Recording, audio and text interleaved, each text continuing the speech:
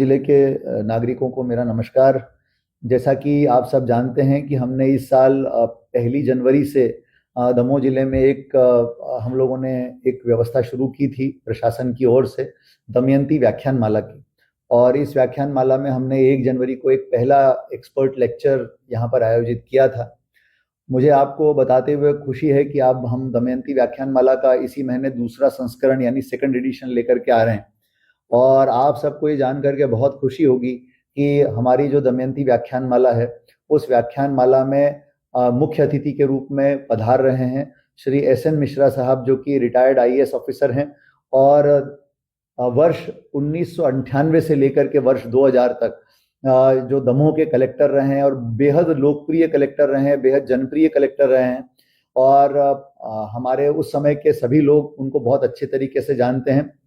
इसीलिए 30 तारीख को आप ध्यान रखिएगा, 30 जनवरी को शाम को 5:30 बजे हम लोगों ने इस व्याख्यान माला का आयोजन किया है।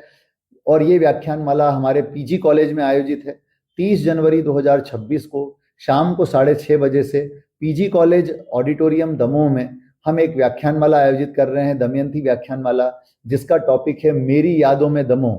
और इसके मुख्य अतिथि के रूप में श्री एस.एन. मिश्रा साहब, रिटायर्ड आईएएस, तत्कालीन दमोह कलेक्टर, अपनी यादों को, दमोह से जुड़े अपने संस्मरणों को हमारे साथ साझा करेंगे।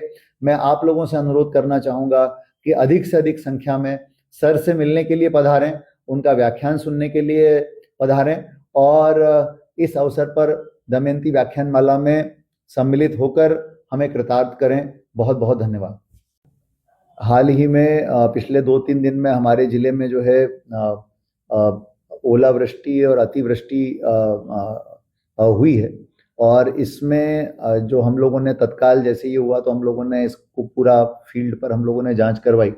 और इसमें विशेष रूप से तहसील पथरिया के हमारे 10 गांव थे जहां पर 20% से लेकर 70% के नुकसान की स्थिति बनी है।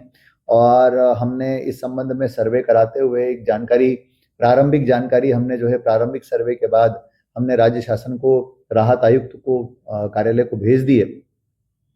इसका विस्तृत सर्वे भी जल्दी ही प्रारंभ किया जा रहा है। और किसान भाई बिल्कुल भी चिंता न करें, जिन लोगों की इन 10 गांव में फसलों को नुकसान हुआ है और उनको नुकसान के अनुरूप, पात्रता और नियम के अनुरूप उनको जो है क्षतिपूर्ति